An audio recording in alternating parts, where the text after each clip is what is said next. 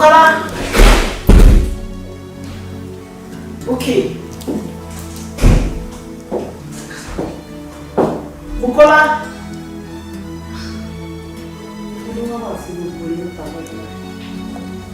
Bukola. Buki. Buki. Buki. Ah, Bukola. Ah. Kí ni gbogbo ilé báyìí?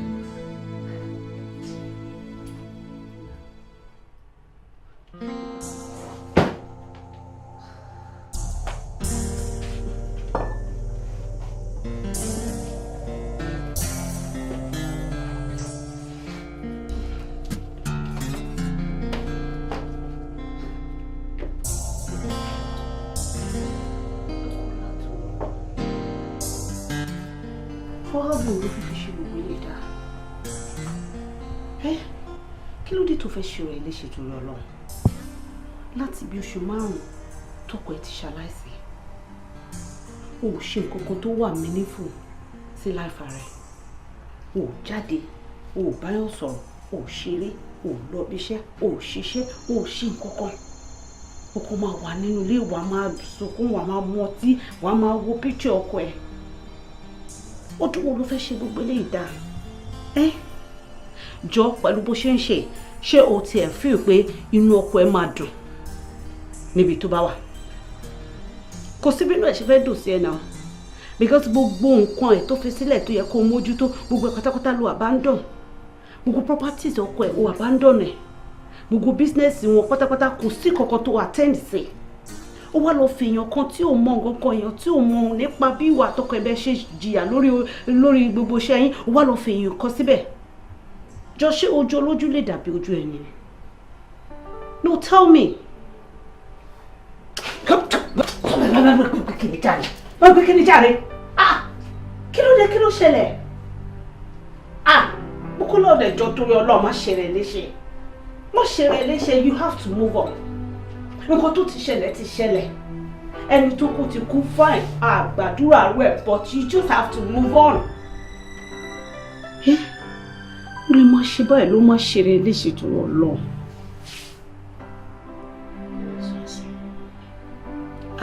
I said you have to you have to move on. I know how it feels. I know it is not easy, but yes.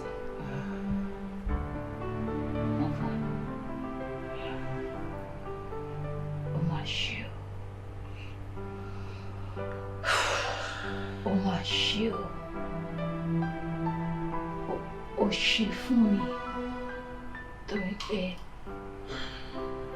èmi gangan nínú ọjọ́ ṣe ní kí ló wọ̀ ni. Kola, please stop all this. Stop, please. Stop it.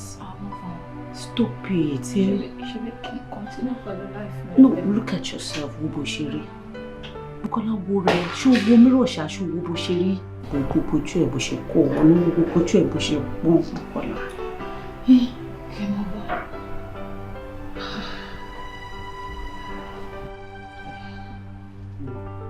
Jotire, ṣé wàá ló ń pè mí? Pátí ẹ̀ tó yẹ ká ti dé tó ti expect wa. Tí mo ti wò pé wà tí múra kí n tó dé wo bó ṣe ṣe rẹ̀ ṣé bó ṣe fẹ́ lọ pátí lélẹ́yìn ni oró tí ń pèpèpè látàárọ̀ ẹ̀. Kí n move on kí n lọ múra ká lọ pátí. Yes, please. Okay. Ìwọ ni ìwọ rẹ̀ mí yé kábẹ́sì wa ni ìwọ nìkan ló máa. Ẹ gbà mí kẹ́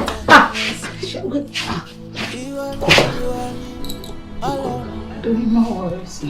Kò ló dé jù náà. Mo okay. Bukola, ṣé mo kọ́ mi àti ẹnìkan làwọn ọmọ mi? Ṣé tó rọ Ọlọ́run náà? You know I love you. Mi wá bíbí mo ṣe ń wọ̀ yìí, please. I'm okay. You're not. Ole try go. Mo ko ole try go ṣá. Èmi àti wọlé.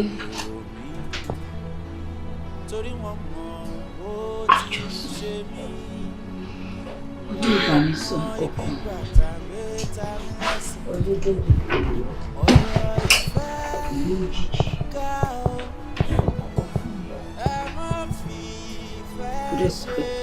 Ṣé ti wá tán ni? Anything you say me now, only try, only try. Ah, only try, go. Olé. Olé. Oh, mo ti move on. Ṣé bí Olé ti lọ? Can I continue life mi? Òun òkú, èmi alààyè. Bye bye Olé. Ah! I'm okay. Kí ló ṣẹlẹ̀? Orí ọkàn mi. Pẹ̀lẹ́ ọ̀rẹ́ mi. Hope you are fine. Ó ṣáà ti fi tipátipá wọ́ mi jáde. O ní ìdẹ o. O ní ìdẹ. Mo ní láti wọ ẹ jáde. O kàn lè dírí mọ́nú ilé báyẹn. Don't worry, you're going to be fine, okay? Wait. Ṣé wà ló ń pè yí o? Hello? Má bínú ọ̀rẹ́ mi, má bínú, wọ́n ti ń bọ̀. Àwọn ìlànà pàtí dúró. Má bínú, má bínú. Bùkọ́lá wà pẹ̀lú mi rẹ̀. Báwo rí àní pẹ́ dé rẹ̀? Má bínú torí tiẹ̀ náà ni mo ṣe ń speed up. Okay. Wà á rí wa láìpẹ́ ṣe wà, wà á rí wa. Ìwọ ni, ìwọ lọ rọ̀ mí yé. Kábíyèsí wa ni, ìwọ nìkan ló mọ bí bàtà ń gbé tà mí lẹ́sẹ̀.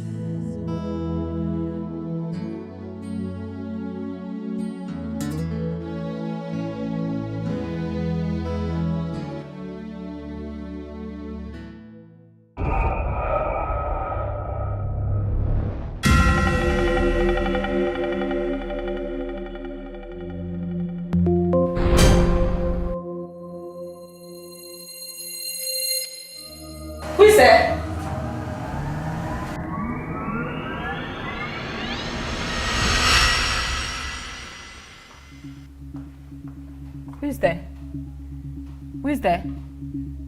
Ta ló wà bẹ̀? Ta ló kanlẹ̀kùn?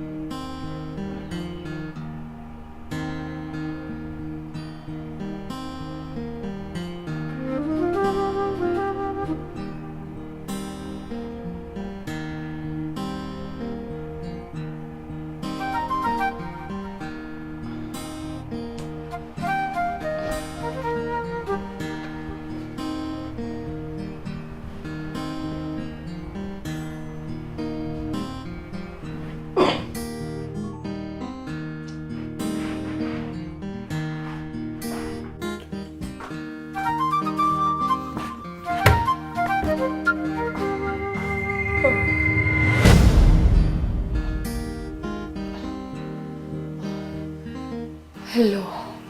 my angel. Ṣé mo ṣe ń lálà ni? Mi ò lálà. Irú kí leléyìí? Kí ló ń ṣẹlẹ̀? Hello, my angel. Kò tí mo rí lójú àlá lélẹ̀. No, this is not me. No.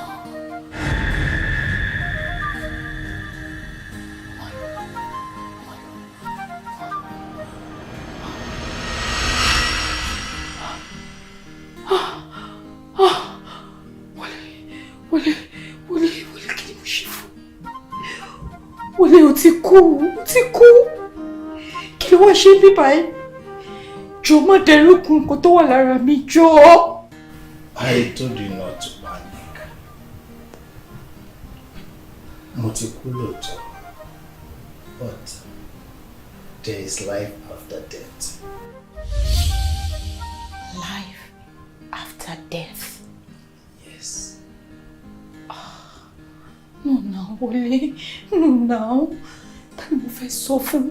Báwo mo ṣe fẹ́ sọ pé mo rẹ́ni tó ti kú? Ó máa rò pé orí mi ti dàrú ni, ó máa rò pé orí mi ò pé ni, ó máa rò pé mo ti yá wèrè ni. Please, jọ̀ọ́, ẹ̀rù ń bà mí already. Bí mo ṣe sọ fún ẹ, máa bẹ̀rù. Gbogbo nǹkan tó bá ṣẹlẹ̀ láàrin èmi àti ẹ, má sọ fẹ́nikẹ́ni. Mo wá ṣèlérí fún ẹ wípé máa dúró tì ẹ́. Wọlé, dúró. Ṣé nǹkan tó ń try láti sọ fún mi ni pé o máa wà pẹ̀lú mi? Yes. Wọlé, that's not possible now. Báwo ló ṣe fẹ́ wà pẹ̀lú nígbà tí wọ́n ti kú tèmi wà láyé? Kò sí bó ṣe fẹ́ wà pẹ̀lú mi. Kò possible, ṣó possible ni? Ṣó possible ni? Wọlé dáhùn, ṣó possible ni? Bí mo ṣe sọ fún ẹ, má sọ nǹkan tó ń ṣẹlẹ̀ láàrin èmi àti ẹ fún ẹnikẹ́ni. Ìgbé ayé tó ń gbé òògùn ní after my death, ìdí tí mo fi wá padà nìyẹn. Wọlé, ṣé ìgbà tó ti kú, òun rí mi, òun rí nǹkan tó ṣẹlẹ̀ sí mi? Tó ní ikú ẹ̀ bá mi lójijì. Mi expect ipò máa kú bẹ́ẹ̀ yẹn, mi prepare fún. I've not been myself. I've lost myself completely. Mi lè move on pẹ̀lú life mi lè ṣe nǹkan kan. Ìwọ náà wo company tó fi sílẹ̀ sí. Mi ò mọ anything nípa ẹ̀, mi lè run ẹ̀. I can't get myself together. Mo mọ̀ bó ṣe máa ràn company mi, máa ṣàlàyé fún ẹ.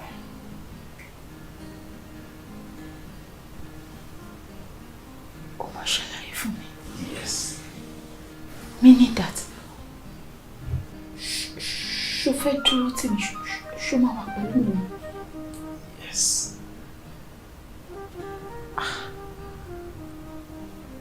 Mo máa rí ẹ báyìí.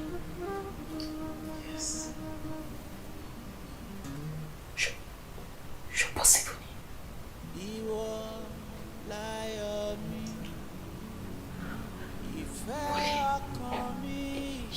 Ṣé mo lè súnmọ́ ẹ? Lè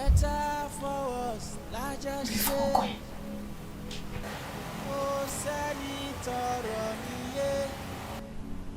Àfọlọ́run nìkan òun ló kábíyèsí lórí. Ìwọ ni lóòótọ́. Ìwọ ni. Wọlé, o máa dúró tì mí. Oyè kọjá mi o, mo ní mo mọ̀ bóyá Elédùmarè oròhùn tẹ́nìkan ò ní. How do I look? You look so beautiful. Thank you. Ṣé o rántí nǹkan tí mo sọ fún ẹ? Ẹnikẹ́ni ẹnikẹ́ni ò ní rí mi. Ìwọ nìkan ló lè rí mi. Má dẹ̀ sọ fẹ́ nìkankan. You're beautiful. Is she coming? After you. Thank you.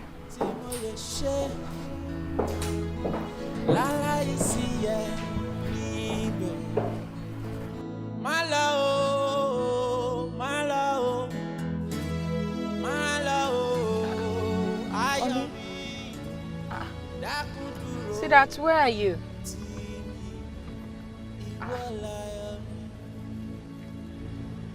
Sweetheart, Bolowa. Ìwọ dà.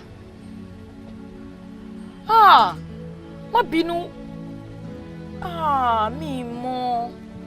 Mo máa ní láti change air freshener ẹnìyẹn o. Àbí ṣé kí n sọnù?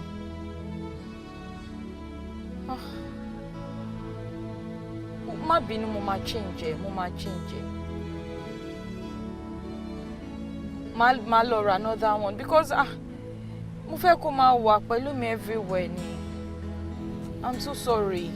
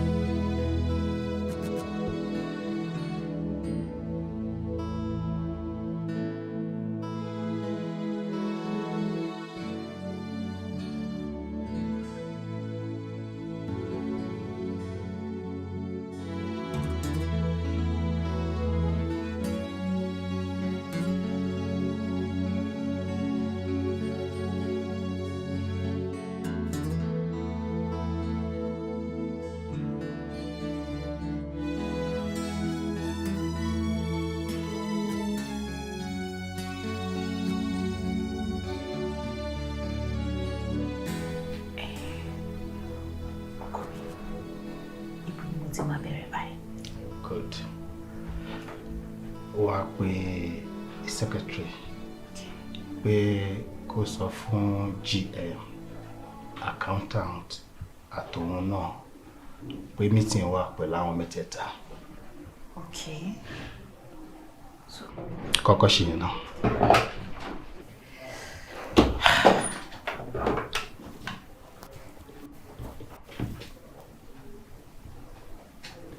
yeah, hello? Mo wà okay. Inform GM àti accountant in pé kó máa bọ̀. No, kó máa wá. Àwọn mẹ́tẹ̀ẹ̀ta. Okay, ẹ má wá, but meeting wà. Pẹ̀lú wọ náà. Yeah, GM, accountant àti ìwọ secretary. Yeah, mo fẹ́ ní meeting pẹ̀lú yín. All right. Ṣé bẹ́ẹ̀ náà? Perfect. Máa sọ meeting. Ìwọ kan get prepared for the meeting. Nǹkan tó bá máa sọ, màá sọ fún ẹ.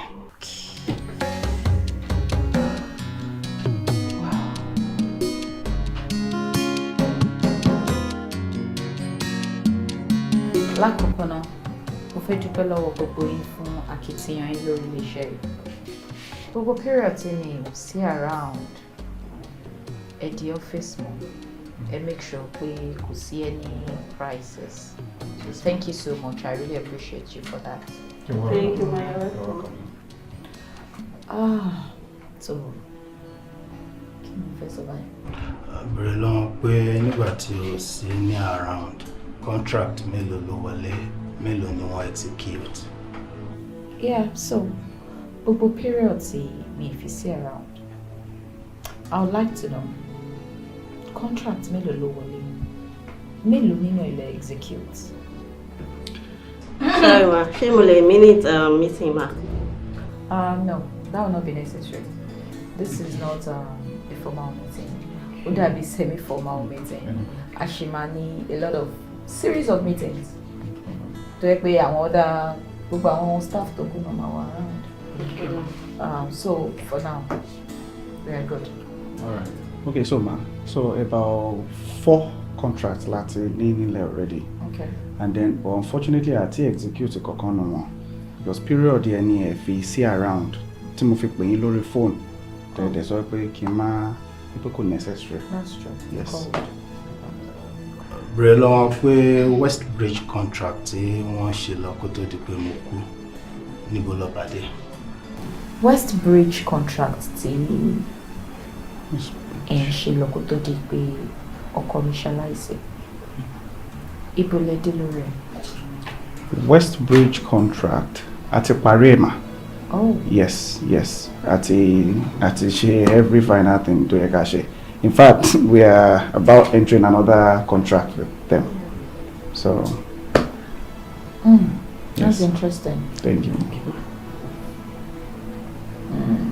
Where are we now? Wọ́n lè máa lọ, but ní kí accountant kó ṣe report bó ṣe ń wọlé àti bó ṣe ń jáde nígbà tí ó sì ní around fún ẹ. Very well, thank you. Yes, so, lè máa lọ báyìí. But the accountant. Yes, ma'am. O máa ní láti dúró. Okay, ma'am. Yeah, because we need details, inflow, outflow, all the details. Okay, ma'am. Alright, thank you very much. Yeah. So I need the details. Okay, ma'am. Show my log system. Yes. I will do just that, ma'am. Okay. Right back. Yes! I did it! We did it! Good job. So to buy Okay.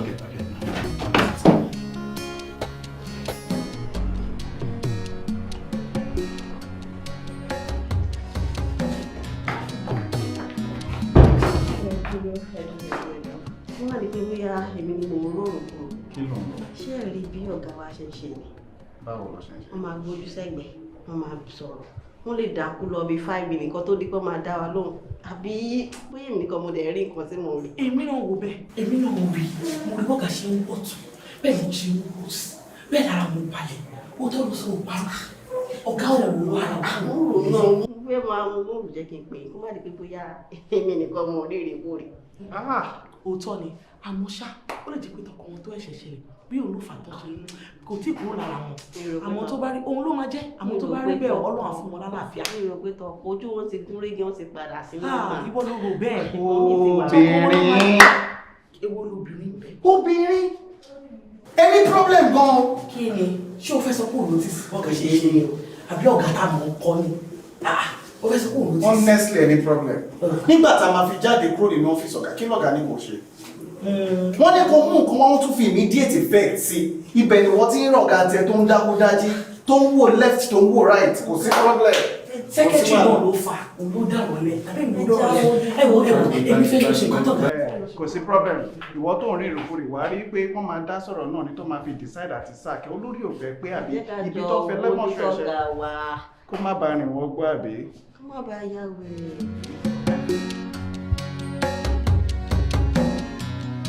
Are you for real?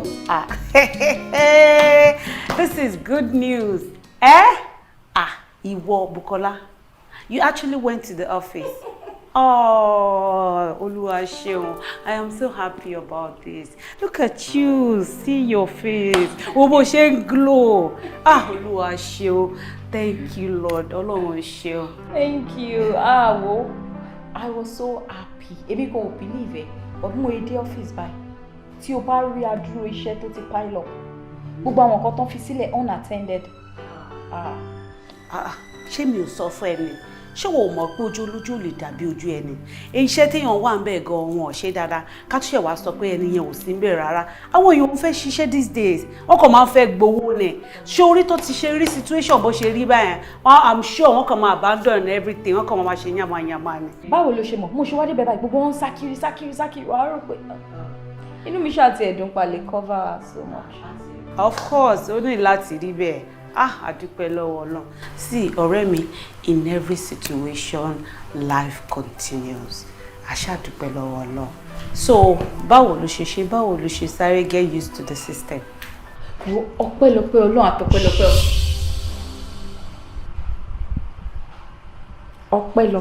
Ọlọ́run àti àwọn staff ibiṣẹ́. Oh, I see. Well, àwọn náà lè assist ẹ. Oh, guess ṣé o mọ̀ àwọn tí mọ̀ nípa gbogbo ẹ̀ already, so I'm sure àwọn náà máa put it through. Well, I'm so happy for you. Ṣé tó ṣàfi mi sílẹ̀? Tẹ̀ ti get ara mi nísìn. I'm just so happy. Mi kàn tí ẹ lè explain mo in feel this as in I'm back to life again. Hey, that reminds me. Mo ń rò pé mo need a breath of fresh air. So, I'm planning to go on a vacation. Wow, that is a very good idea. That's a very good idea. So, ṣé wọ́n nìkan ló fẹ́ dá lọ? No, èmi nìkan kọ́ o.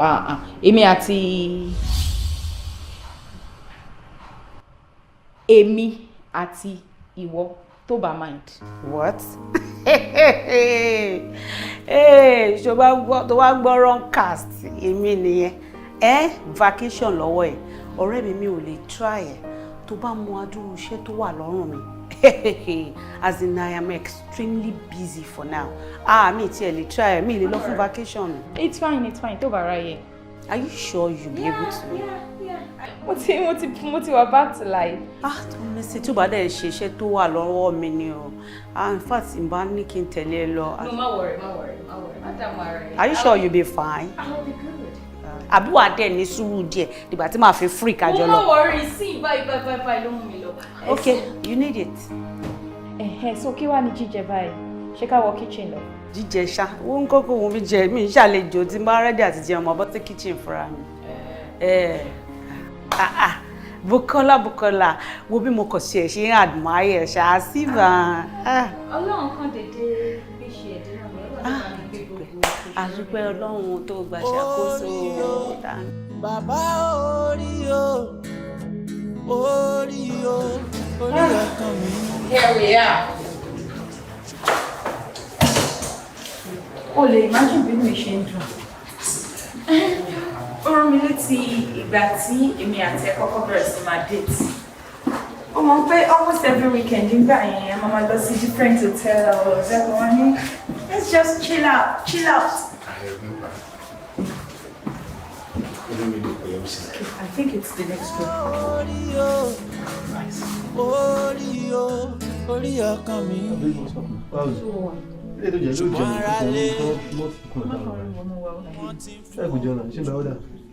Mo wà okay báyìí. O ṣọ̀pọ̀ wa. Mo wà okay. Àbí kọ́ mẹ́gbẹ́ jẹun. Náà tí bá délé máa jẹun tí bá délé. Ó wà rà. Hello? A ti débì báyìí náà. Ṣo fẹ́ sọ pé o rántí ni? Mi ò rántí. Many times láti débì ò kìí ṣe ẹ̀kan kìí ṣe méjì o. A máa wá síbí báyìí dáadáa. Lóòótọ́? Yeah, ṣó wàá rántí? Bóyá lot of things ti change níbí báyìí. Not really. Kò dẹ̀ wá sí difference. Ṣé colour tó paint ẹ̀ tẹ́lẹ̀ náà ni? Yeah. And furnitures tó wà níbí báyìí ni? Of course.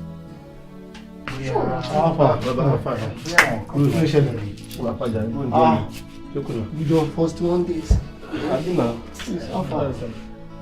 Àwọn electronics náà ni.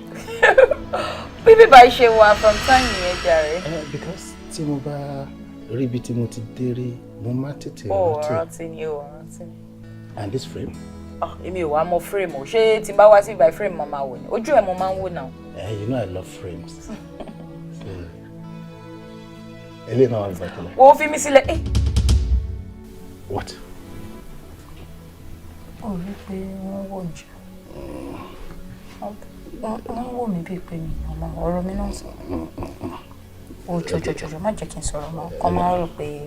Wàá continue láti máa sọ̀rọ̀ náà ni tó bá sún wọn máa dìde. Ó ti bójú sẹ́gbẹ̀ẹ́ tó pé wọ́n rí jẹ́. Lọ gbójú alẹ́ àrípọ̀ máa bẹ̀rẹ̀ sí ní wọ́n ti ń sọ̀rọ̀ pẹ̀lú. Look away. Jẹ́ kí n ṣe nǹkan tí wọ́n fi máa sákò rí wáyé sí. Jẹ́ kí n ṣe kan. Máa ṣe nǹkan tó fi máa sákò rí. Ìjàjà o. Stop! mọ̀ pé kò ṣe nǹkan tó fi máa lọ náà ni alágídí ni wọ́n. But ọ̀rẹ́ lọ sọ̀rọ̀ tó pẹ́ tí kò wọ ọ̀dọ̀ àwọn afẹ́sọ̀rọ̀ kan lórí ìgbésí sọ̀rọ̀ ẹjọ́ ẹ máa tún yó àtàrí ajá náà kò ní ẹ mọ́ tọwọ́ bò lójú èyí ṣẹ́rù ọmọdé rárá òkú mọ́ lọ lẹ́yìn o tó rí ló pọ̀ rí o bẹ́ẹ̀ ni o ohun tó ó ṣàgbà ẹ̀ àní ẹ mọ́ tún o.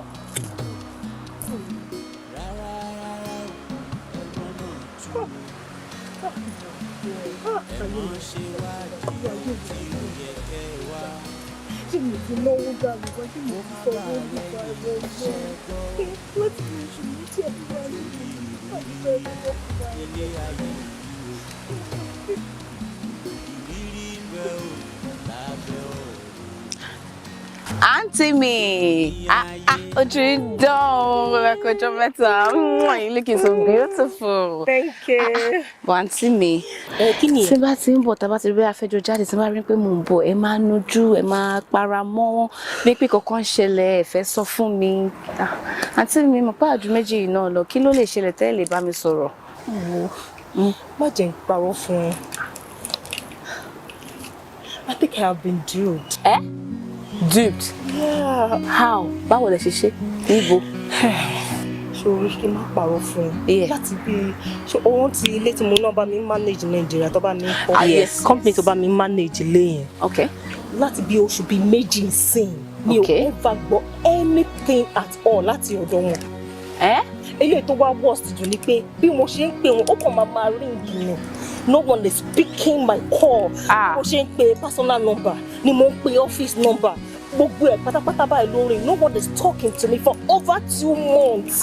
Auntie mi, ẹ ṣe ń pèsè gbogbo research kò ní pẹ́ gbélé fún àwọn pípé. Mo ṣe research, mo ṣàmọ́ Clara. Clara ọ̀rẹ́ mi. Àwọn olóbá Clara kò lé ẹ. Mo rántí tó sọ fún mi pé they're very competent with their jobs. Tí wọ́n ló wá ṣẹlẹ̀ tó wá jẹ́ pé wọ́n wá gbé fún ìgbà tẹ́ ń pé wọ́n sìn. To be honest, I don't know. I don't know what is going on. Ṣé kí n má tún ẹ? Mo mà ti ná over 100 million. Hey! Àǹtí mi mo pé tí náwó tó yẹn, mi mọ́. No, àǹtí mi ṣe nǹkan tẹ́mi rò ní pé ẹ jẹ́ ká wá bẹ́ ṣe máa dẹ́kun. Yes! Tẹ́ bá mójú yín débẹ̀, ẹ mú nǹkan tó rí ṣẹlẹ̀ kù sí ọ̀rọ̀ ilé yìí. Tẹ́ bá sọ pé ẹ dúró síbí báyìí, ẹ lè má mọ̀ ó ní wọ́n lẹ́ ń pè wọ́n tó gbé fún ni. So ẹ láti travel, bó ṣe feel like a week or something. Èmi náà ti robo ibi iṣẹ́ mi bí n kọ́. Company mi kọ́ tó ń fẹ́ bá máa manage àti bá lọ sí Nàìjíríà tó dé. Mo trust yín àwọn ṣe fẹ́ máa put things in place in just a week. Okay, tẹ́ ẹ̀ bá lọ sí Èkó, tẹ́ ẹ̀ bá la ṣe fẹ́ mọ nǹkan tó ṣe wí lè ṣẹlẹ̀. Nímọ̀ ẹ máa pè wọ́n, kò tí ẹ tó máa gbé fóònù yín. Ẹ̀yẹ́ sọ pé 100 million, àbí lókè 100 million naira life saving. Àǹtí mi ẹ máa láti travel. Ẹ wò ẹ jẹ́ ká look into it. But kẹ́ lè kọ́kọ́ inú lè balẹ̀. Kọ́kọ́ yín lè balẹ̀, ẹ jẹ́ ká look into it. Ṣé bọ̀ kan? Okay, all right. Okay.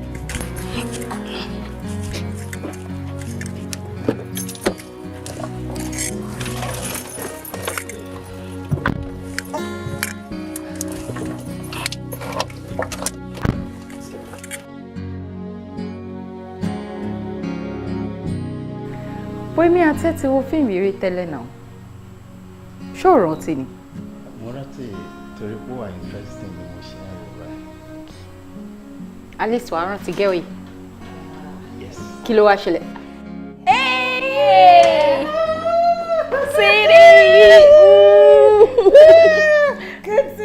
Good to see you too. O ti miss me o. No, o ti miss ẹ gan.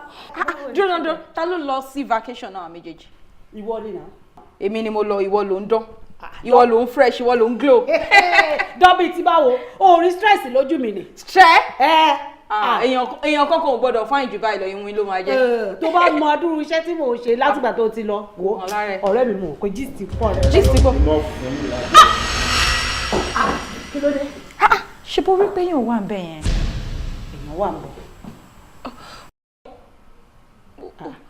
ṣéyàn wà bẹ́ẹ̀ ni ṣe bí chair lásán nìkan ló wà bẹ́ẹ̀ kí n dẹ̀ jókòó sílẹ̀. Wọ́n síta nìyẹn ò ṣe jẹ́ ká wà méjèèjì jókòó sórí tú síta ká lè máa rojú ara wa. Ìrírí. Ó dà kò sí wàhálà tó bá ti jẹ́ pé bẹ́ẹ̀ ni. How are you? Báwo ni ibi tó lọ? Fine.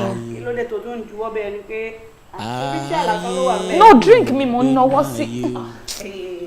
Mo drink lọ ló fi dé. Sweetheart, I will be waiting for you in the bedroom. All right, dear, I will join you soon.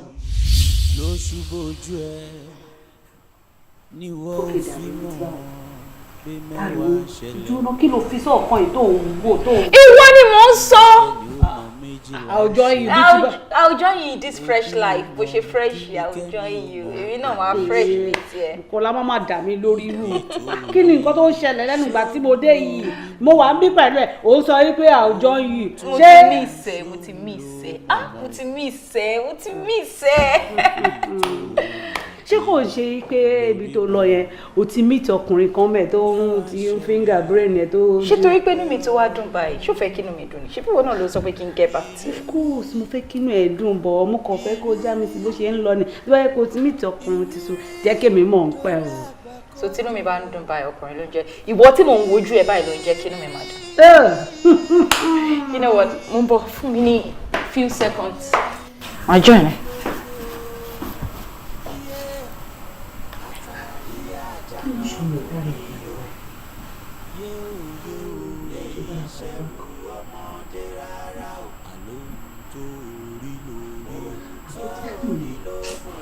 Ọkùnrin kan ti ń finger brain ìgbà tó sọ wọn ò yí ni á lè gbé ìbalẹ̀ kò ṣe jù. Mi ò ní kó fọ̀rẹ́ ẹ̀ sílẹ̀ nǹkan tí mo sọ ni wípé tí ọ̀rẹ́ bá lọ èmi dúró díẹ̀ ní bedroom.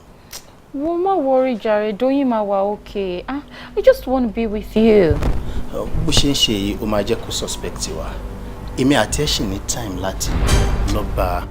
Mi fẹ́ fi ẹ́ sílẹ̀ kí ló ń wá kiri gan-an. Mo ń bọ̀ má tiẹ̀ lọ sọ fún ma ní pé bóyá orí ń fọ́ mi àbí nǹkan kan ń ṣe mi mo fẹ́ sùn kó wá máa lọ kó fèmí àtọkọ mi sílẹ̀ jàre. I love you Fẹ́mi. I love you too darling. Mo ń bọ̀ jẹ́ sáré lọ sọ́dọ̀. All right.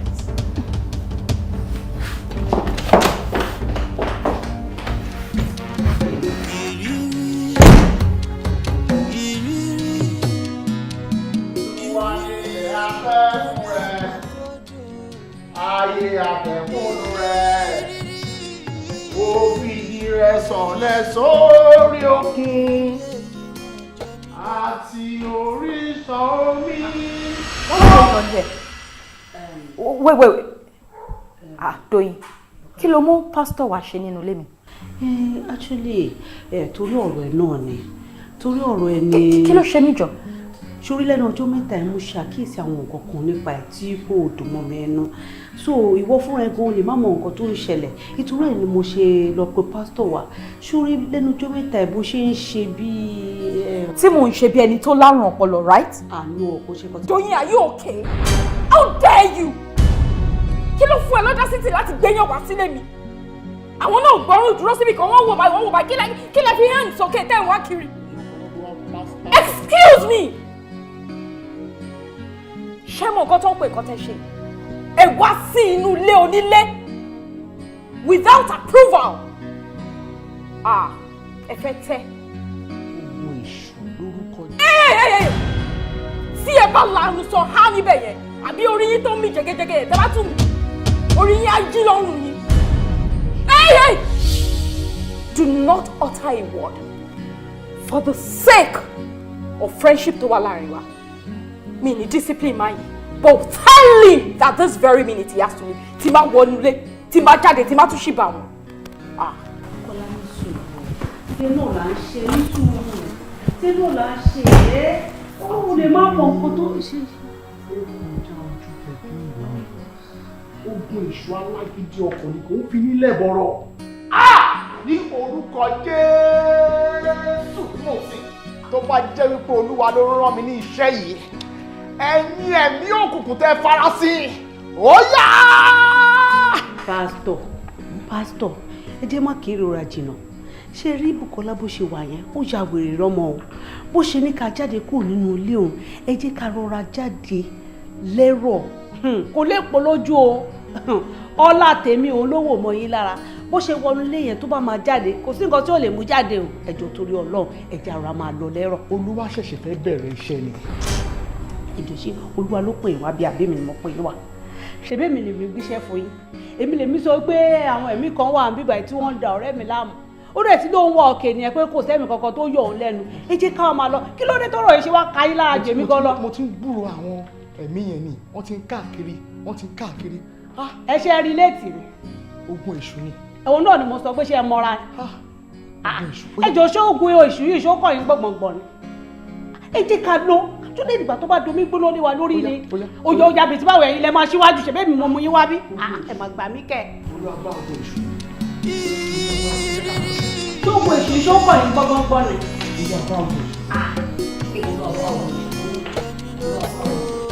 o ní láti lè wọ lọ ni they took the advantage of my absence to embezzle company's money tó bá jẹ́ pé a pe àwọn external auditor wa ńkọ́ àṣírí wọn ò ní tú.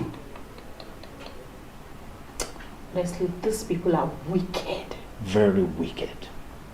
Ìkà ni wọ́n, olè, ọ̀kánjúà, ìmọ̀tara ẹni nìkan, gbogbo ẹ̀ ló pèsè wọn lára. Can you imagine? Company tó jẹ́ pé òun ló ti ń cater fún welfare yín for years tẹ́tí ń ṣiṣẹ́ bíbá. Ẹ wá rí àyè kan tó ṣí sílẹ̀, ẹ feel pé ẹ lè jẹ company rẹ̀ dẹ̀ fẹ́ jẹ́rùn. Ẹ bá wá jẹ́rùn tán company àwa close a shut down a dá gbogbo yín síta àtàwọn tó hàn mọ́wọ́ tó hàn mẹ́sẹ̀ tó jẹ́ pé ara wọn ni family wọn ti ń live gbogbo yín a dá yín síta. tí wọ́n bá sọ pé ojú olójú ò lè ever dàbí ojú ẹni kò sí rọ́ńbẹ́ o ní láti sack wọn with immediate effect. I agree. Call the secretary. Okay. I agree.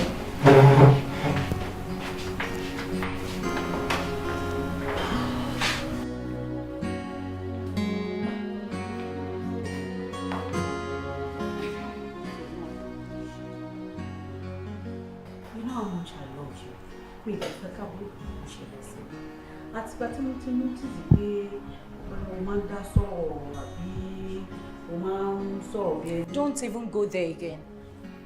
Mo ń dá sọ̀rọ̀ mo ń ṣe kíní. I don't like it. Àti mo ń ṣe bí ẹni tó rí òpè wá ṣe máa ronú bẹ́ẹ̀ yẹn ṣé mo jọ ẹni tí ò normal ni ṣé bí ẹni tí ò normal ṣe máa ń rí ni mo ṣe rí ni. I don't like it o. Káti wá sọ pé o feel pé nǹkan kan ṣe mí. Why tó ṣe pè mí ká jókòó ká jọ discuss it? Then even if you bring someone to my house, ó yẹ kó respect boundaries now. Káti ẹ̀ jọ sọ pé okay o wá gbéyàn náà wà ó wá aṣọ funfun àmọ́ bóyá nù ẹ̀ dúdú. Tó jẹ́ pé oríṣiríṣi lèèyàn ń gbọ́ nípa irú àwọn people ó bẹ̀rẹ̀ sí máa wò ó ń yí orí kiri lọ́tún lósì àmọ́ kan tó fi kọ́ sókè. Babe, dáríjì. Ó dà, mo ti dáríjì ẹ̀ ń gbà ní. Iṣẹ́ ọ̀rẹ́ mi, iṣẹ́ má bínú ó dà irú ẹ̀ ò ní ṣẹlẹ̀ mọ́. But you know I love you. You know you love me ló ti wá sáré tó sọ̀rọ̀ sí mi tó tó ẹ̀. Nǹkan tí ó ṣe ò dá náà kò dá náà. It's fine gbogbo yẹn ṣáà ti lọ irú ẹ̀ ò ní ṣẹlẹ̀ mọ́. Alpha ṣé o gbàgbé pátí Jùmọ̀kẹ́ tá à ń lọ ní weekend? Pátí Jùmọ̀kẹ́ ìnà ṣé ìṣubú ti gbàgbé ṣá? Èmi mà ti ránṣọ tèmi. Baby, ṣé kí n lọ? Lọ. Okay. Ta ló bá sọ̀rọ̀? Okay.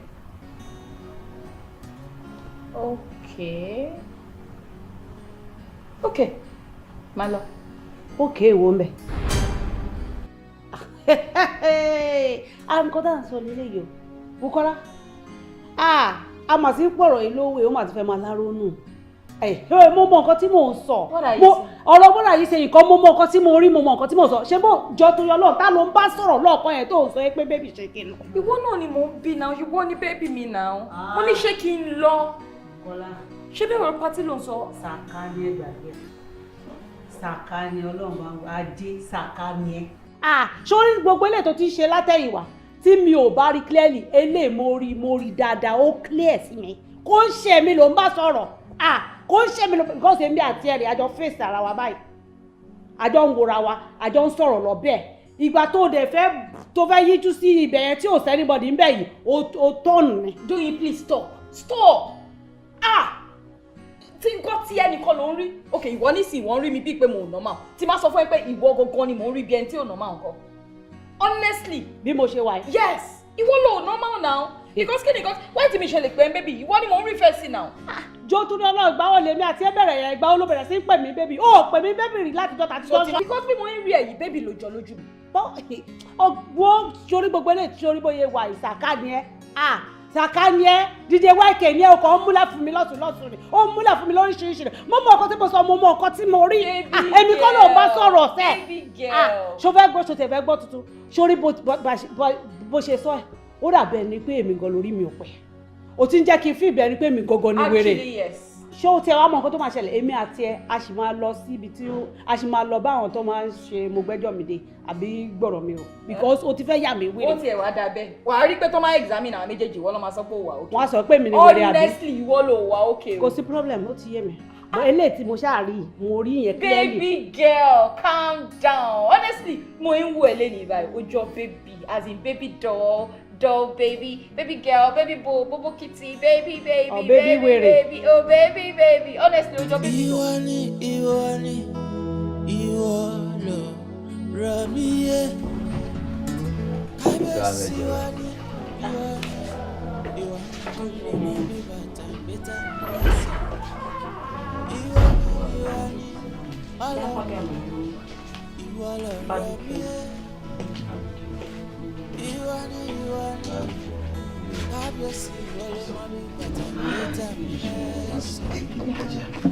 so kí nǹkan tó ń sọ gbogbo nǹkan tó ń sọ ìgbà tí mi sí ilé kò tiẹ̀ yé mi.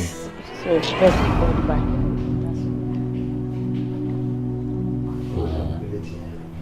kí mi náà gbé tèmi. ọkùnrin màá ní ìkàn tó wọ storage sí tí. yóò ń jẹ yóò wá tèmi.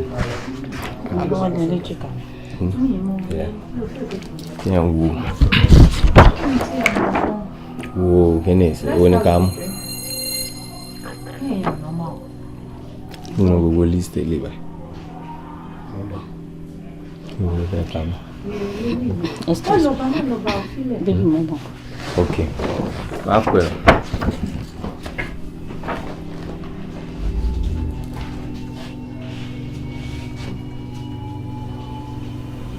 You can see me.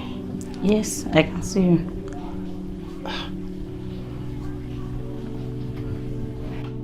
Àkàndá èèyàn tí Ọlọ́run fún ní ẹ̀bùn àti rínà òun nìkan ló lè rí mi tàbí èèyàn bíi tèmi. Ìwọ náà ti parí ọ̀rọ̀ èèyàn bíi tiẹ̀ ni mí. Ọkọ mi ló jókòó yẹn gẹ́lẹ́ tí mo papòdà ló bẹ̀rẹ̀ gangan. Ìdààmú yẹn dẹ̀ ti pọ̀ jù fún un pẹ̀lú ọmọ méjì tí mo fi sílẹ̀ kí n tó lọ. Wàhálà yẹn ti pọ̀ jù kò gbádùn ara ẹ̀ mo ní láti padà wá dúró tì kí n lè fi lọ́kàn balẹ̀ àti wípé bó ṣe wà yẹn èmi àti ẹ̀ àtijọ́ dá májẹ̀mú pé a ò lè fira wa sílẹ̀ láéláé torí ẹ̀ mo ṣe padà wá dúró tì nǹkan mi. Bó ṣe ṣẹlẹ̀ sí mi náà nìyẹn bí mo ṣe kú ìyàwó mi ò ní sinmi ikú mi sọ dìdàkudà tán obìnrin dáadáa dẹni inú mi ò dùn bí mo ṣe ń rí bó ṣe ń ṣe bí wèrè ìdí nìyẹn tí mo fi padà wá bá. Wọlé stop now ta ló ń bá sọ̀rọ̀ wa. Ó dà bẹ́ẹ̀ ìgbà tó wá padà wá yín sìn ìgbà wo ló pinnu láti dúró tìyàwó ẹ̀ dà. Ìgbà tádẹ́dá àti àṣẹ̀dá bá sọ ni. Àtẹ̀mí náà o mi ò tíì ṣetán àti padà rárá mi ò tẹ̀ lè fi ọkọ mi sílẹ̀ lásìkò yìí rárá àti rárá torí together forever ni. Ìyẹn náà dáa. Baby. ló bá ọkọ ẹ̀, ìyàwó tèmi náà ti ń pè mí. Wọ́n lé. Dáre. Sọ adúró síbẹ̀ láti. Ká ló ń gbójọ́ wa? Ká ló bèrè ẹjọ́ lọ́wọ́ ẹ̀? Mo mọ̀ pé gbogbo nǹkan tó ń sọ bẹ́ẹ̀ mú gbọ́. A ló ń bá sọ̀rọ̀. Fìyẹn lẹ̀. Ojú ti bẹ̀rẹ̀. Ojú ti bẹ̀rẹ̀. Kò sí méjì kankan wájú ìyá lọ́kùnrin yóò kàn ju obìnrin ni. Màmá sáàbẹ̀. No, I love you for real. I trust you. Iṣẹ́ àfi máa ṣe gbogbo iṣẹ́ ń pè mí.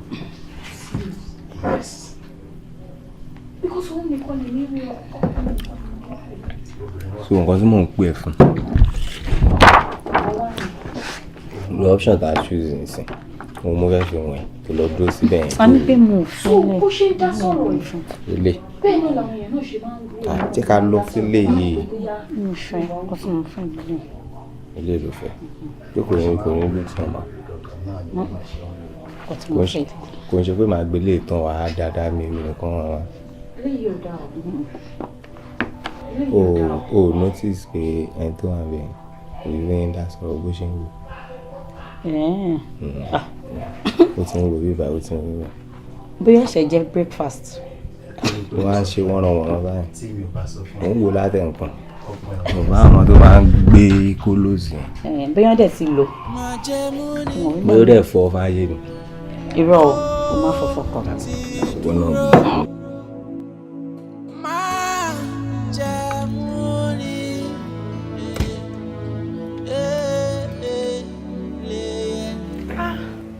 Baby, ṣó tí ń bínú ni, má bínú sí mi. I'm sorry. Má bínú. Nǹkan tó lọ́ra dà. Ṣùgbọ́n ìpè mi ra nǹkan kan ṣá. Honestly, bí mo ṣe dé mọ́ báyìí. Hey, wàá rò pé ọjọ́ Òyìnbó ni, ibẹ̀ kún ni. Mi mọ̀ bóyá torí ọjọ́ weekend ni mi ti ẹ̀ lè sọ pé nǹkan báyìí ló ṣẹlẹ̀. Wọ́n á wò pa, ṣé mi ni mo máa tò sórí queue yìí? No, tí mo fọkọ mi sílẹ̀ sí. Mo yẹ̀ wò pé kí n máa lọ ní. Àti pé ó ní man kan, ìyẹn kan tiẹ̀ ń tẹ̀lé mi, ó ń gbọ́n tẹ̀lé mi, ó fẹ́ lọ opportunity queue. Tí máa ní kí n dúró síbẹ̀ báyìí, ó máa fọ opportunity ẹ̀ bá mi sọ̀rọ̀ ni. Kò wò pé abeg kí n máa bọ̀ nílé, máa dẹ̀ lọ during the week. Tí wàá sọ pé yes. Yes, pé kí ni? Yes, pé kí ni now?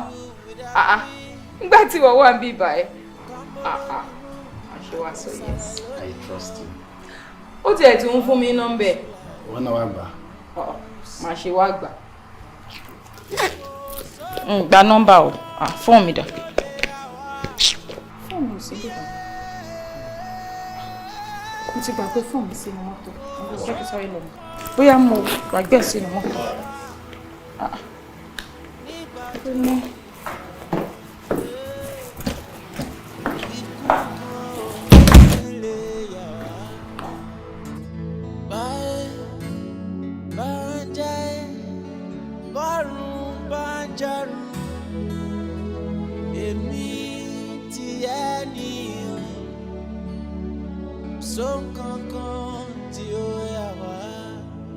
Májẹ̀mú wa ni, májẹ̀mú mi ni, tájọ ṣe ni, wípé bí mi fà ìkarahun àtẹ̀lé.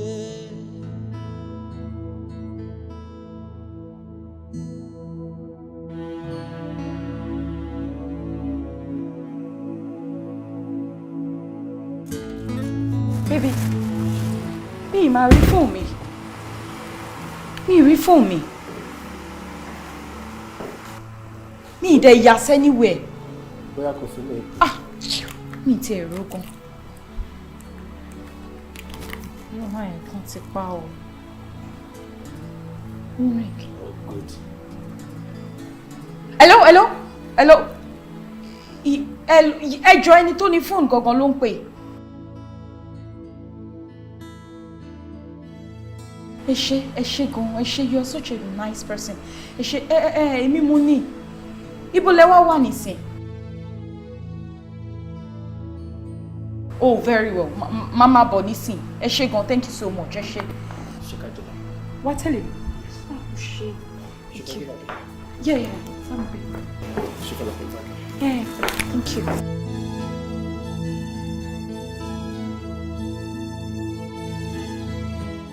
ti wà nínú estate yẹn. Oh, okay, that's good. Number 9 níbẹ̀ yẹn. Yes. Number 9 ẹ ti rí wall building yẹn báyìí. Yeah, mo ti rí.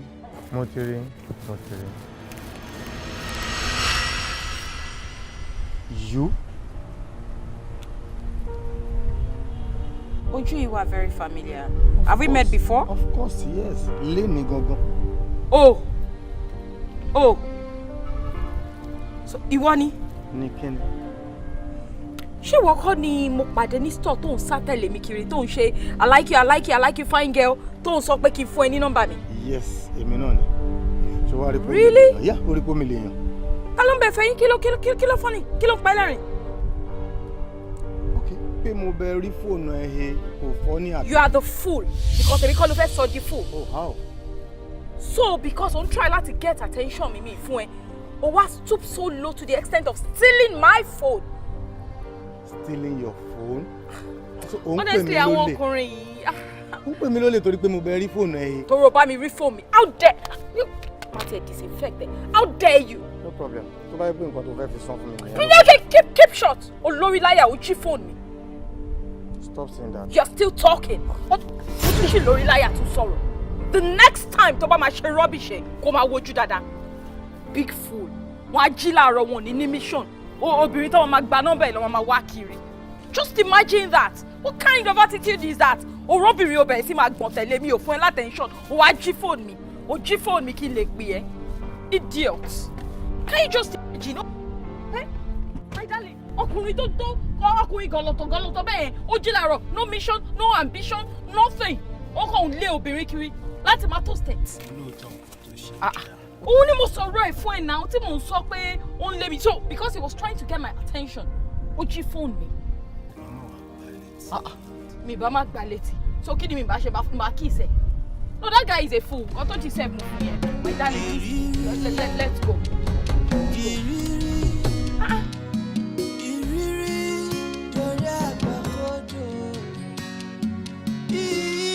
Kọ́kọ́ náà ni mo sọ látẹ̀kọ́, mo ní kẹ́ má bínú sí mi. Mo mọ̀ pé attitude mi níjọ́ yẹn kò bójú mu tó. I'm really sorry. Okay, ṣé kò jù báyìí náà lọ? Nǹkan tí mo fẹ́ sọ fún yín náà nìyẹn. It's okay. Then you can get down. Ẹ ṣe ń bínú ni. It's okay. Mo níbi tí mò ń lọ, please. Just get down.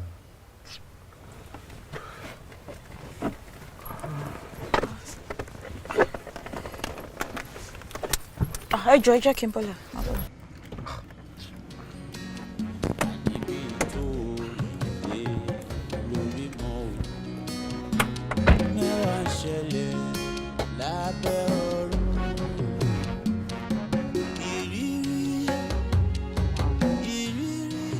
Wáyé lé mi dànù bí ajá ní ṣá.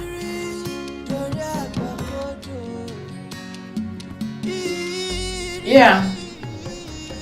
Yeah, Mr. Sheson from Samba Group of Company. Please let him in. I want to know more expecting. Thank you.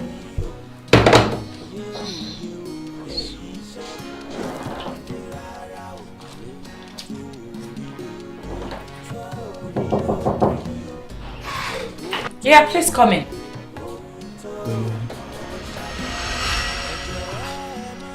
You again?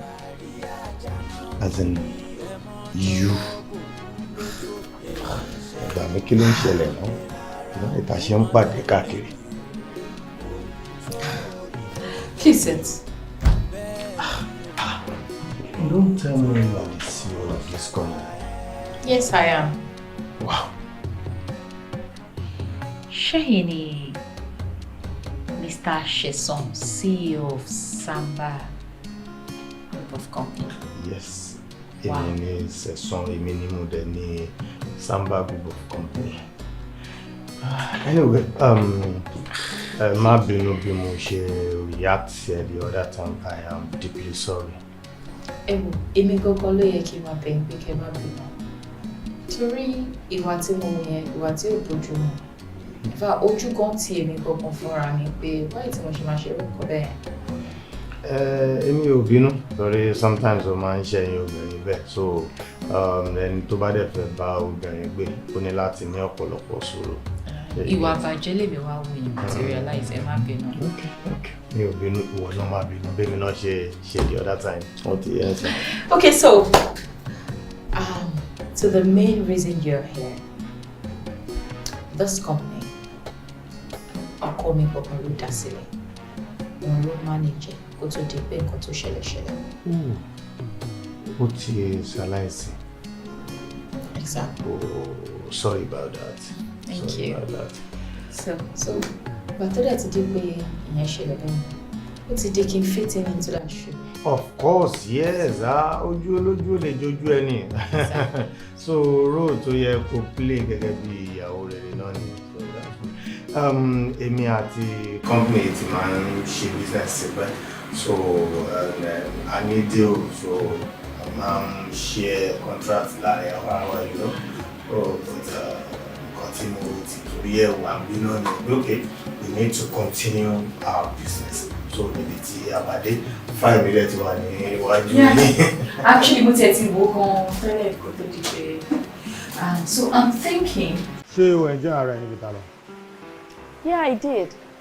Asha ti ń jẹ kiri àmú kiri látàárọ̀. But you've not told me about yourself. So can you tell me just a little bí o ti ẹ̀ pọ̀? Oops. Sọ pé máa ṣílé. Oops. Àwọn àjọ ṣílé o. Okay. Thank you. Yeah. Àjọ máa ṣílé. Ìbéèrè tí ó béèrè divorce mi. Ìyàwó mi kàn dédé kẹ́rù jáde lọ́sàn kan òru kan ni. Ó lóun ò ṣe mọ́. Mo dẹ̀ bẹ̀ títí. Mo dẹ̀ bẹ̀ títí kí ni nǹkan tó fà á. Ó ní kò sí anything pé òun kàn wà tired ni. And I don't want to force it. So mo filẹ̀ kó máa lọ. Ó fi one pretty girl ó fi ta mí lọ́rẹ níbi ṣe mí lóore. Ọmọ ọdún 10 ni. Èmi ni mò ń sáré sọ́ọ̀tún sósì lórí school ẹ̀. But now ó ti wà ní bọ́dẹ̀. Ṣé stress yẹn wá pọ̀ jù? I have no choice. I have to do it because mo love ọmọ gan. Yeah, mo love. What about you? Oops. Gẹ́gẹ́ bó ṣe mọ̀, my husband is late. Yes, I know. Unfortunately, bímọ fúnra wa kó tó di kó ṣaláìsí. But kì í ṣe pé mi lóyún rè o. Ó surprise me. Yeah, mo lóyún at some point, but mo ní mi.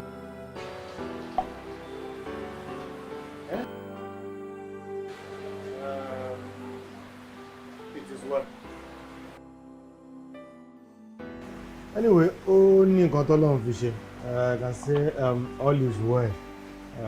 Bóyá torí tí Ọlọ́run fẹ́ kó ṣẹlẹ̀ náà ni ẹ̀yin méjèèjì ò ṣe bímọ fúnra yín because má jẹ́ kí n tọ́ ẹ.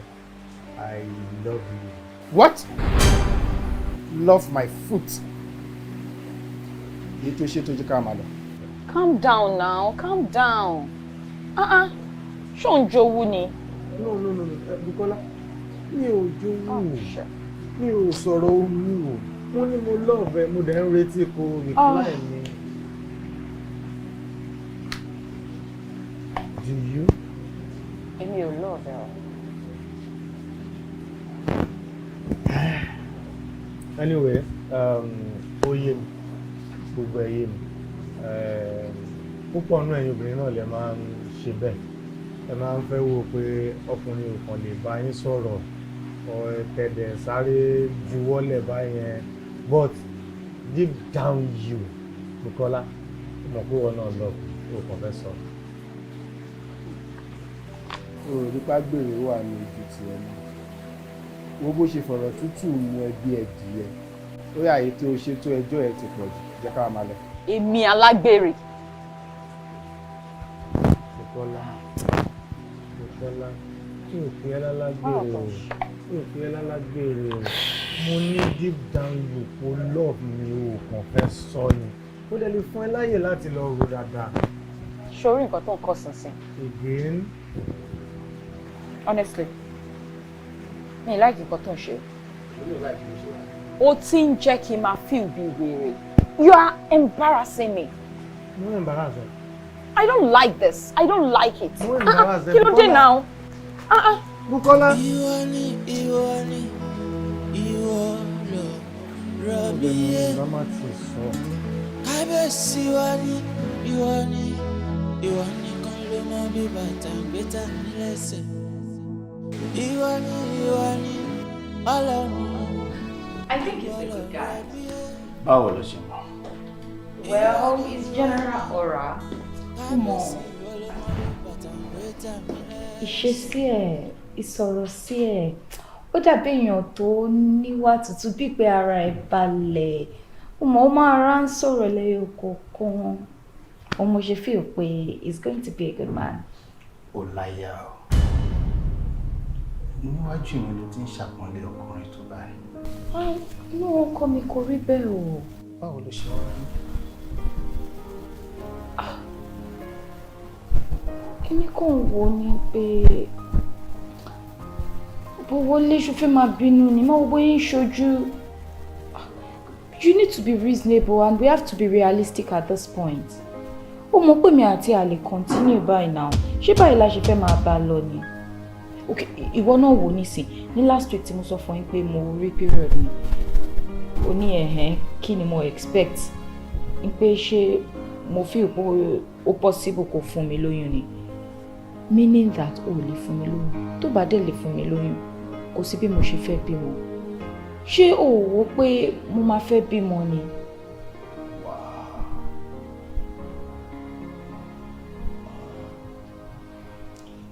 Má bínú. Mo ti gbàgbé pé àkúdáyà ni mi. Bọ́lé,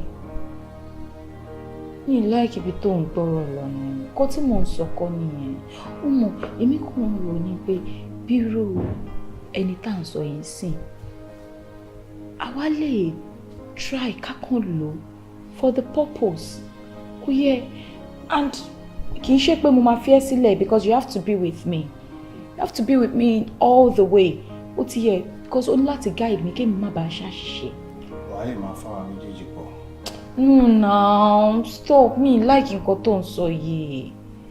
A kò máa lò ní tó bá ti fẹ́ mi lóyún tí mo ti bímọ tán a máa lè dànù á dẹ̀.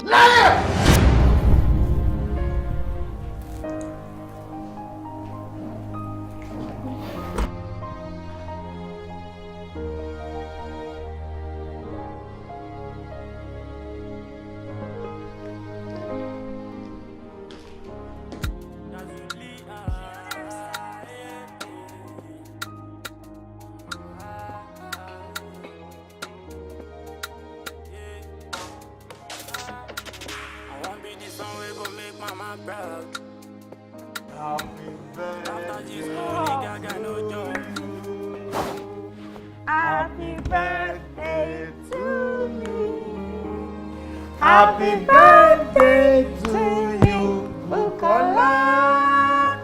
Happy birthday to you. Wow. Happy birthday to you. This is a blessing. Long life and prosperity. Amen. Wow. Amen. Happy birthday to you. Thank you so much. But this is a pleasant surprise. Wow. Because mi ò ever sọ fún ẹ at any time pé èyí ni birthday mi. Báwo ló ṣe wá mọ̀? Lóòótọ́ sọ fún mi pé ní ìbẹ̀rẹ̀ but Yorùbá ní ẹni tá a bá fẹ́ òun ilé ẹ̀ máa ń jìnnà ẹni tá a bá fẹ́ wàá máa monitor ẹ̀ from day 1, day 2, day 3 gbogbo nǹkan tó expect gan lára ẹ̀ ọ́ máa mọ̀. Thank you so much. You're welcome. You're welcome. So èmi tí mi dé wá rò pé máa ṣe anything kí n fẹ́ fi ṣe é lálejò. No, àlejò kẹ ilé ìkéré so mo kàn ní kí n present ẹ ní cake àti wine yìí tó bá ṣe tó ń sìn a máa jáde. Really? Anywhere you like. Yeah. Oníṣe, I'll take you out. Àbò orí nǹkan báyìí. Àsìn ó yà mí lẹ́nu náà ni. You are talking to me, right? Yeah, ó shock me. Okay, so, kí ni kí wá fi ṣe lálejò báyìí? O need láti disturb ààrẹ mọ́. 2 glass cup ló wà lórí table bíbá ẹ̀. Then, èmi á gbé kan, ìwọ náà gbé kan. Oh, that's fine. Sọ fún tó bá mu ọtí yẹn tí bá dín gbájú kò ní rìnnà mọ́ láyé ẹ̀. Tó ojú àyọ̀bọ̀. Bẹ́lẹ̀, má gbé. Kí ló ṣẹlẹ̀? Ẹni tó ní ó máa dé. Ṣé ìjọ kára gbé sílẹ̀ bẹ́ẹ̀ yẹn? O lálejò. Yeah. Má bínú.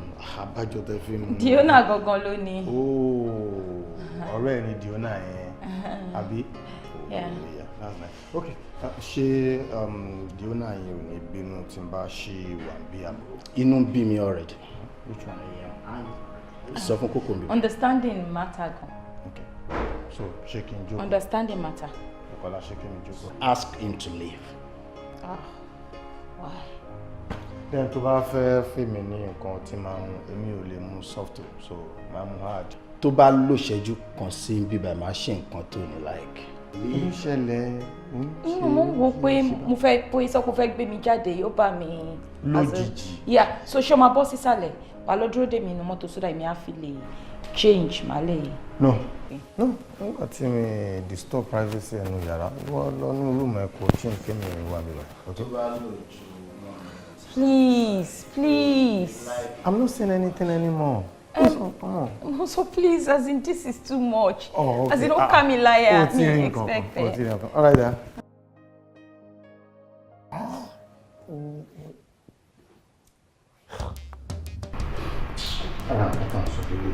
Ṣé o kò ṣe gbé picture máa yìí sílẹ̀?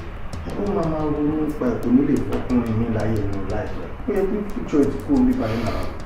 Òpònú ò ṣe gbé ọ̀dẹ̀.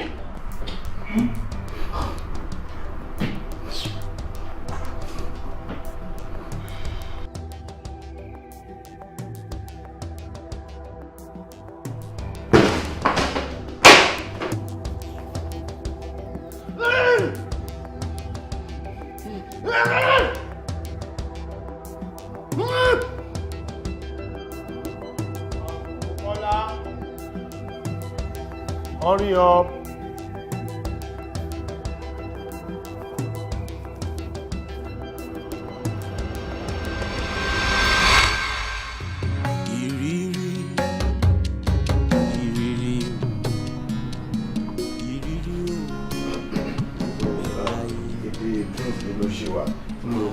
Parí ẹ̀ kò dẹ̀ jọ́ mi kúrò náà freshen up. What happened? Kí ló ṣe lè kàn ṣe ha? Meaning of what? Báwo ló ṣe máa sọ pé o understand? Mo dẹ̀ lọ change aṣọ bíi pé eléyìí ti ń jọ aṣọ tó fẹ́ fi. Sùn. Of course, Bukola ó yẹ kó yẹ pé àjọ máa sùn bíbá ìmọ̀jú nínú. Excuse me? Èmi gangan pé kí n máa bèrè pé kí ló ṣẹlẹ̀. Bukola, kò yẹ kí lè strange sí ẹ mọ́ náà. Mi ṣẹ̀ṣẹ̀ máa bẹ sọ̀rọ̀ yìí. Kí ló ṣẹlẹ̀? Èmi àti ẹ ti múra wa dẹ̀ ti mú ara wa. So kí ló tún dẹ dúró?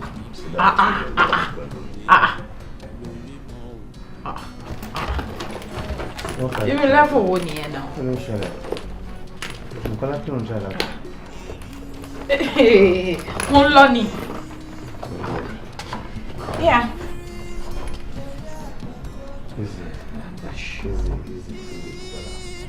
I said, I don't get. Ṣé ẹ fẹ́ máa kọ́ mi láti máa cheat nìyẹn? You want me to cheat on my husband? It's not what I think. So kí bẹ̀rẹ̀ sí, as in, ṣé ẹ mọ̀ pé mo marry? No, tell me, ṣé ẹ mọ̀ pé married woman ni mí ni? Oh, abẹ́ rò pé òkú lọkọ mi. Tí ọkọ mi ò bá tiẹ̀ sí, ká tiẹ̀ sọ pé kò tiẹ̀ sí láyé mọ́, ó ti tán náà nìyẹn, ó ti ya tán náà nìyẹn, kí n dẹ̀ move on. Kẹ́ gbé mi sórí bed, kẹ́ bẹ̀rẹ̀ sí máa jọ mí mọ́lẹ̀ just like that. Ẹ try gan o, yé shit. Mi like ẹ má bá mi try orúkọ bẹ́ẹ̀.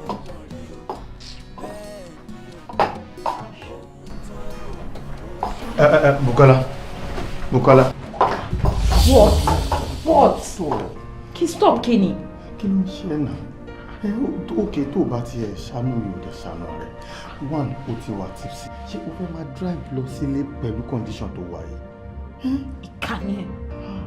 So o mọ̀ right? O mọ nǹkan tó ń ṣe fún mi. Ó fún mi ọtí yẹn ó dàbí nǹkan tó ń dùn. Ó tún wá ń jẹ́ kójú mi máa dí. So mo mú lọ not knowing that. Ó ti mọ nǹkan tó fẹ́ ṣe tẹ́lẹ̀ ló ṣe rọ mí lọ́tí yìí. Know what you think. Say, sorry, favorite ẹni wine tí mo bẹ̀rẹ̀ get. Ìwọ náà ló sọ fún mi pé like, òun náà ni mo present fún ẹ lọ́jọ́ birthday. Ó like ẹ. Okay, so what's your intention tó ṣe máa ní pé kí n sùn sí mi báyìí? Ṣùgbọ́n kí n cheat on ọkọ mi ni? You want me to cheat on my husband? Ọkọ ẹ tó ń sọ̀rọ̀ ẹ̀ ń pariwo ọkọ ẹ ti kú. Do not say that again! Ọkọ mi ò kú. Ṣé mi mo sọ fún ẹ pé ọkọ mi kú? Ṣé wọ́n rọ́ọ̀kù ọkọ mi? Ṣé o rọ́ọ̀kù ọkọ mi? Wẹ́ẹ̀tọ̀ yìí máa sọ pé ọkọ mi kú. Ṣé o rọ́ọ̀kù ẹ ni?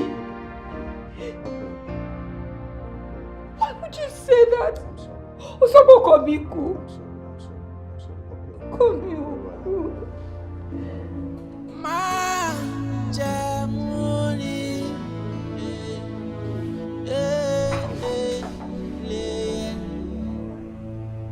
ìlérí tájọ ṣe ni wípé a ó jọ wà títí.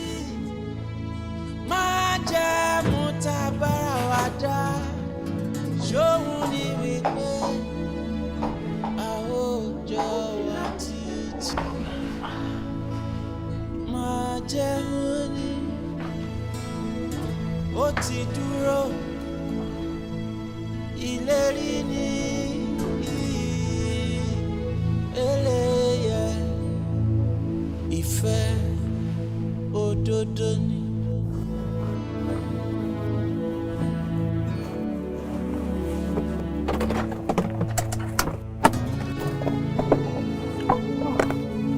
Ọkọ mi, Adéwọlé mi àtàtà, olólùfẹ́ mi, Kúnlé,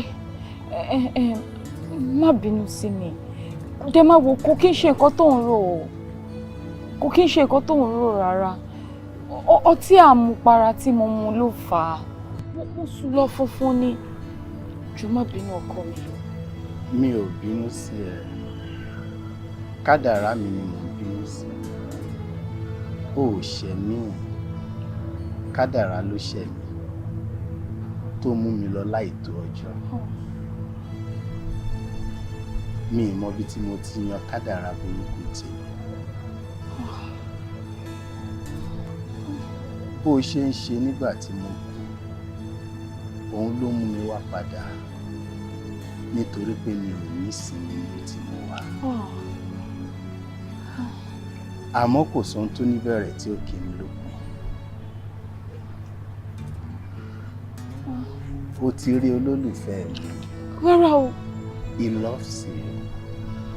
He loves you so much. And you love him too. Mi ò nífẹ̀ẹ́. It's not true. Ìwọ ọkọ mi Adéwọlé ni mo nífẹ̀ẹ́. Jọ̀ọ́ má fi mí sílẹ̀. Ó sọ pé ó máa dúró tì mí. Òun ṣe lè torí pé orí mi. Rárá ọkọ mi. Kí ló dé tó ń fà sẹ́yìn fún mi? Jọ̀ọ́ ọkọ mi súnmọ́ mi. Èmi kọ́ ni mò ń sá fún ẹ. Ẹ̀mí mi ló ń sá fún ẹ. Níwọ̀n ìgbà tọ́kàn ẹ ti pín sí méjì tí ò dá wà pẹ̀lú mi mọ́, ẹ̀mí mi ò lè accept. Jọ̀ọ́ tó bá sọ pé kí n má bá sọ̀rọ̀ mọ́ mi ní bá, tó bá sọ pé kí n má rí mọ́ mi tiẹ̀ ní rí, mi ò fẹ́. I have to go. Rárá ọkọ mi má lọ. Mo ní láti lọ. Jọ̀ọ́ dúró tì mí. Adéwọlé má lọ. Adéwọlé.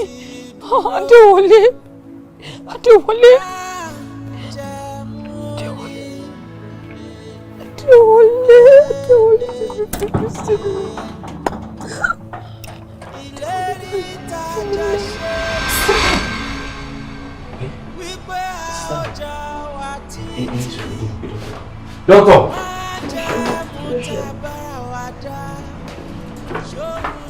Take it easy, madam.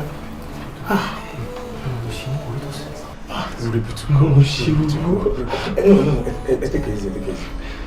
Hold on. You have been on coma for the past 2 months. Yes. Yes. Ẹ káàbọ̀ sir. You feel alive? Yes. No. Mi kì í ṣe Mr. Sesson. Túnjí Abíọ́dún lórúkọ mi. In fact, èmi ni Ọlọ́run lò gẹ́gẹ́ bí áńgẹ́lì yín láti kó yín yọ nínú accident tẹ̀yìn àti kejì yín ni. Ó ti ń sáré jù ọ́.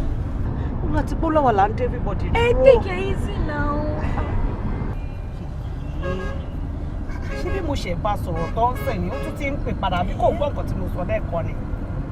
Ó jẹ́ kó concentrate. Hello? Máa wo. Hello, ṣé wà? Fèsì wájú o.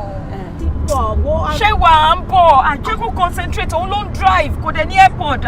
Mo tó bá tẹ̀sí pẹ̀lú sí mi ní pic, ó lé everybody ń dúró dè wá pé. Ó ń speed o, ó ń sáré o. Eré ìpọ̀. Àti pé wọnú àti pé gan. Ìgbà tá bá débẹ̀ la débẹ̀, eré yìí ti pọ̀ jù. Immediately tí kinní yẹn ṣẹlẹ̀, I try láti rescue ẹ̀yin àti ọ̀rẹ́ yín, but ọ̀rẹ́ yín yẹn give up. Ẹ̀yin nìkan ni à ń gbàdúrà kí Ọlọ́run dá yín padà sí ayé. Inú mi dùn doctor. Nítorí pátí àti ṣe wà lẹ́ ń lọ níjọ́ yẹn kó tó di pé yàtọ̀ àti ìdòwé ní accident. Ó gbé lọ pé Mr. Túnjí tó náà fi ṣe gàrí ń tíra wa. Àwọn ló bá wa gbé yín wá sí hospital àti gbá yín dé ní ó lè sun gbogbo bills yín.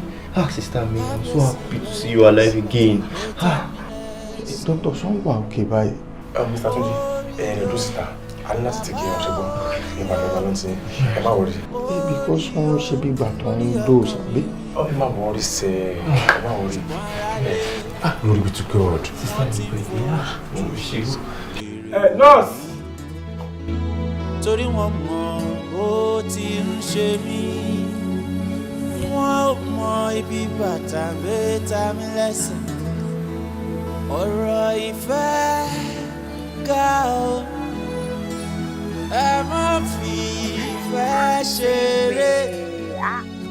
Ọ̀rọ̀ ìfẹ́. Auntie, I'm loving this your beautiful look. Look at my pretty sis.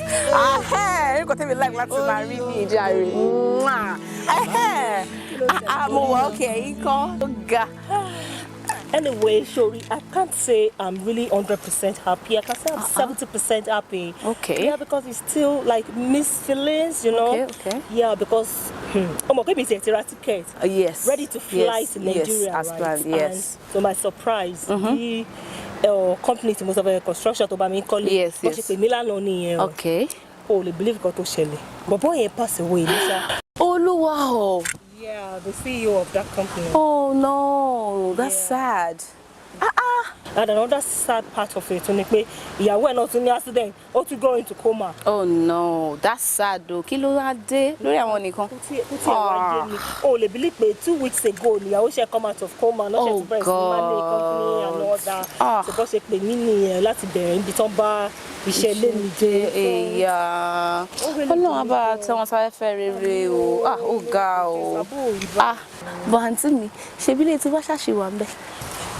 Ilé tí wọ́n wà ọ̀gá tó ti bá ṣe ilé lọ sí ṣùgbọ́n ṣòkòrò bóyá ṣì yọ̀ǹgò ó dùn mí gan. Mo understand àti ibi tí lẹ́kùn ti sunkún láyọ̀ tí ń yọ ṣé mi tó ti gbogbo àwọn ọ̀rẹ́ mi tí mo sọ pé àlọ́ sílé lẹ́kọ̀ọ́. Àǹtí mi ilé yẹn wá important tó ẹjọ́ o. Ẹ wò ó ọlọ́run bá wa tán ọ̀sán ẹ̀fẹ́ rere jàre ẹ wò ó it's well with them. Ọ̀fadà tí mo ní kó bá mi sì sílẹ̀. Báà lẹ ṣe fẹ́ sí mo ti bá yín fi sínú ewé. Ó tún fi sínú ewé. Wọ́n ní wọn láti fún yín the best. Yes, so. Just show tada na. Ẹ wá wọlé kẹ́ wá lọ try. Oh yeah. Ẹ jẹ́ à lọ.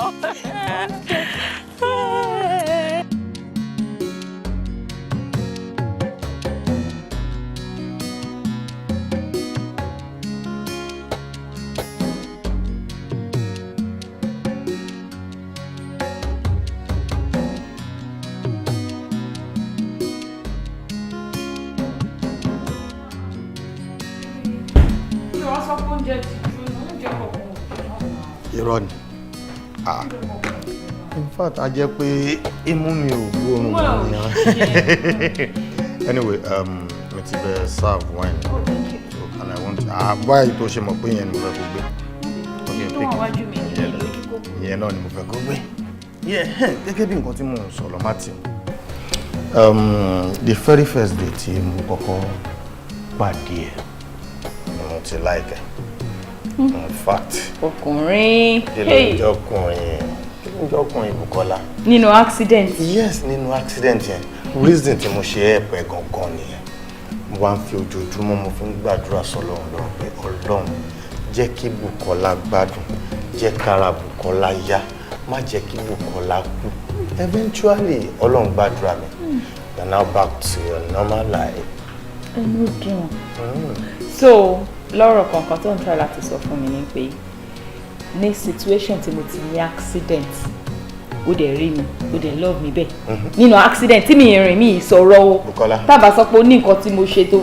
Bukola nǹkan tó ń pè ní love at first sight nìyẹn. Yes, ni mo ṣe sight ẹ báyìí mi ti ẹ wo situation mi wo condition ìfẹ́ yẹn ló wà lọ́kàn mi sórí mo dẹ̀ ṣe nǹkan tó lọ́run ní kí n ṣe eventually ó dẹ̀ padà lóhun ṣé wọ́pọ̀ ilé wọ́n rí náà. Ìyẹn náà dà. Well, let's make a toast. Okay. To long life and prosperity. Amen. And ìfọ̀kànbalẹ̀. Lẹ́yìn yẹn ńkọ́? Ìdùnnú. Lẹ́yìn yẹn ńkọ́? Ayọ̀.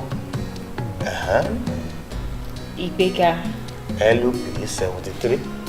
Oríire. Amen. Lẹ́yìn yẹn tún ńkọ́? Kí ló tún fẹ́ kú gbogbo náà mo ti sọ báyìí. Ìbájọ gbé pọ̀ títí láéláé pẹ̀lú ọ̀pọ̀lọpọ̀ ọmọ. Yes. Wow. Wọ́n lè fi tàn yàn. Ó dùn. Irun tẹ ní mọ̀ pé ó ní ẹni alcoholic. Okay, wọ́n lè fi tàn yàn as in me understand. Wọ́n lè fi tàn yàn. Tàn yàn débò. Bukola. Àbọ̀ tí ẹ fẹ́ fi tàn mí yìí. Because wọ́n ló gbé wá náà. Nínú ilé ẹ̀ my head dead. No, yeah, you're a good man. Thank you. Mi wà spirit lè mi máa mú.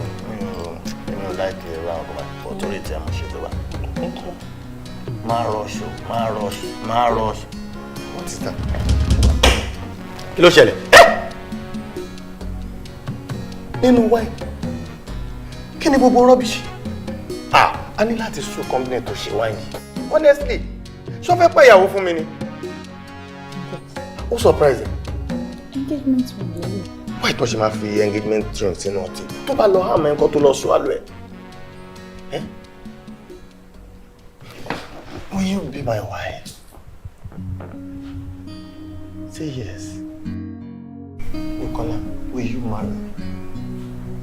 Will you marry me? Say yes. Yes. Wow. I love you. Love it too. Wow. And love. Paul, ring you fine. Paul, ló ṣe mọ size ọwọ́ mi. Ẹni tí mo ti ń dream láti fẹ́ láti joy. So mi ni gbogbo nǹkan tó wà lára ẹni mo mọ size ẹ. Everything. Yes. Everything.